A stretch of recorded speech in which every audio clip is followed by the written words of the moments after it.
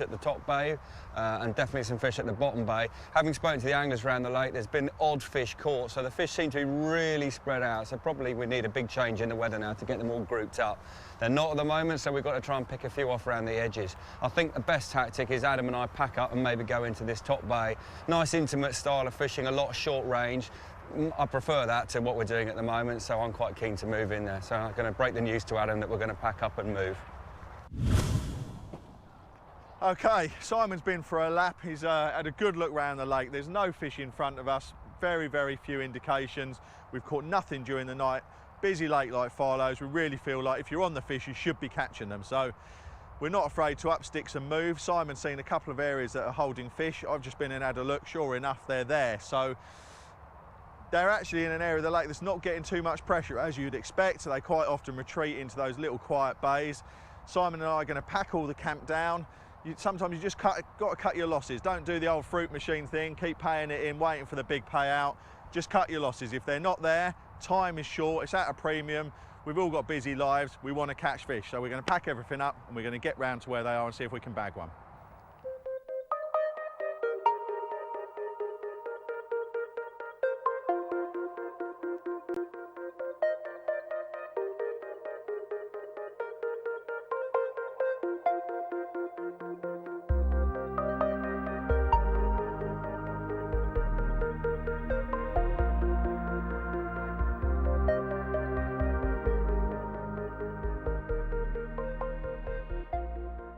Okay, so I've crept into this swim. It's got loads of features. There's lots of shallow humps and bars dotted about.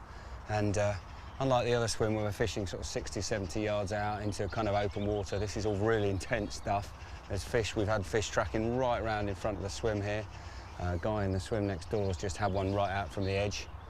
So totally different style of fishing. So really the first thing I want to do is just try and observe where the fish are going. I'm trying to watch which bars they're using, which islands they're swimming through.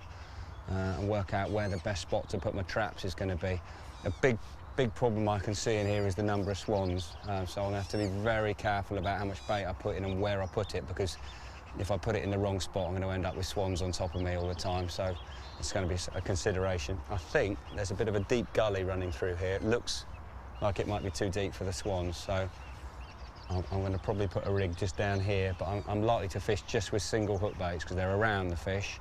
I'm just trying to nick a bite at the moment rather than make any complicated baiting situation, so I can just get one fish, and that's a start. There's one more up on Adam. You can see there's quite a big yellow carp coming through here now, and there's another one just down here.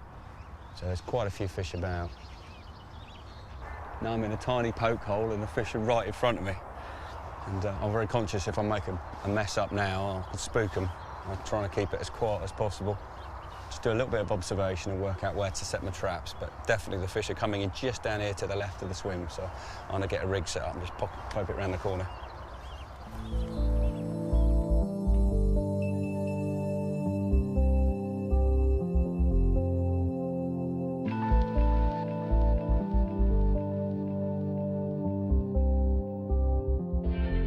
Okay, so here I am in my new spot.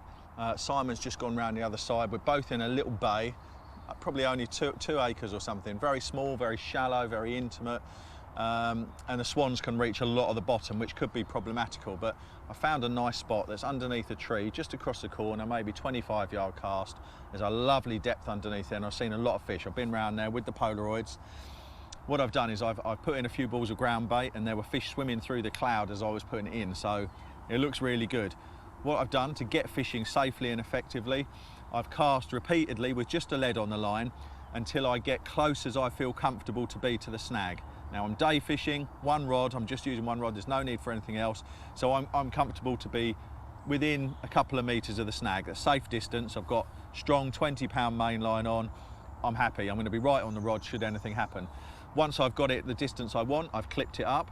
I've put a pole elastic marker on my line so that if I do need to recast, I can get it exactly back on the money.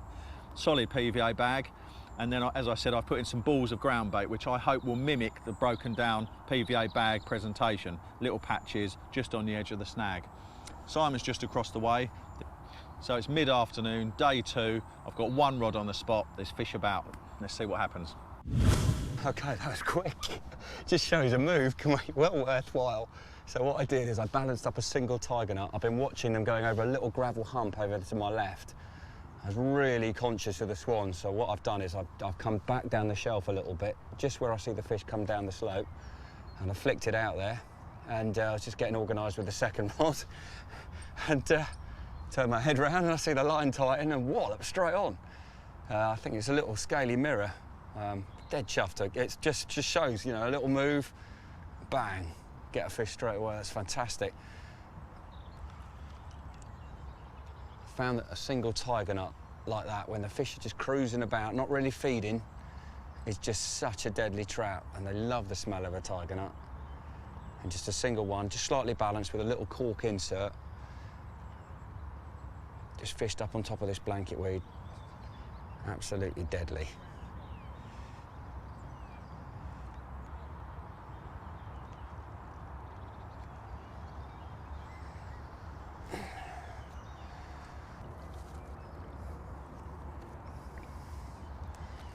Fantastic. Yes. Not the biggest fish in the lake, definitely, but it's a carp. Second Farlow's fish. I'm pleased with that, and it makes the work of moving worthwhile. Lovely, lovely scaly fish. Excellent. Cracking little Farlow's mirror. Interesting fish. Bit two-tone there. He's got a bit of a line down his side. Really pleased to catch this one. Obviously, it makes the move well worthwhile. You know, get the one rod out real quick. Don't even worry about getting the house set up. So I think it's time to get him back. Okay, so this is the swim I've chosen. As you can see, it's quite an intense spot. I've already had a fish, so it's fantastic. It's a really interesting area to fish. It's exactly the sort of spot I like to fish. It's all real short range.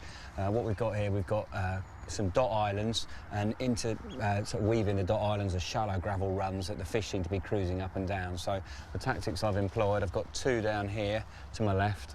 I've got one is down in a little gully, which seems about 4 foot deep, that seems to run into this bay, and I've seen fish coming along that.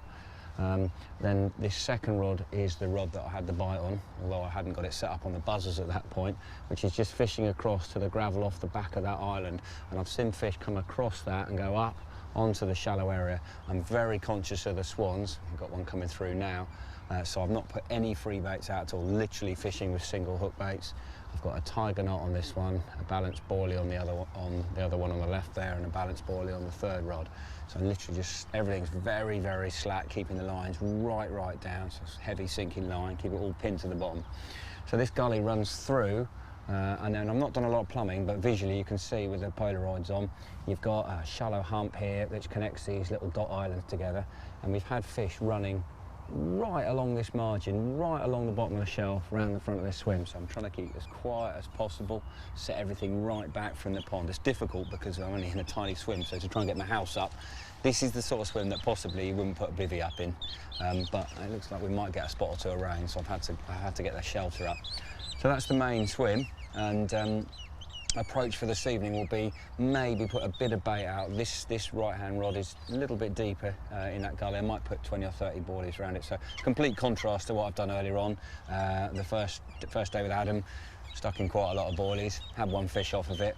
In here we're using single hook baits, and we've also had a fish. So that's where we're at the moment. So fingers crossed, we'll see what this evening brings.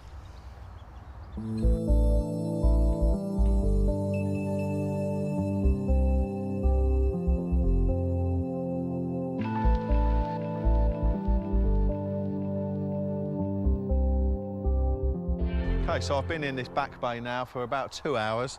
We've not set up any camp because I may not stay here. Just got a couple of rods out. I've got one cast over to the tree line that I spoke about earlier, clipped up to the snags with a solid PVA bag, and I've got the other one with another PVA bag cast just off the tree where I've seen a fair bit of bubbling. I've had a few little knocks and lifts, and every now and again I've just nipped round, I've wound the rod in for a recast, and I've nipped round and had a look, and the fish are still there. I've got fish milling about on the patch, and I'm surprised I haven't had a bite yet. Maybe something wrong with the rig, I'm not sure. Fishing a short little braided rig with one little piece of plastic corn. The fish are there. I mean, I could get a bite any time, so it could still happen.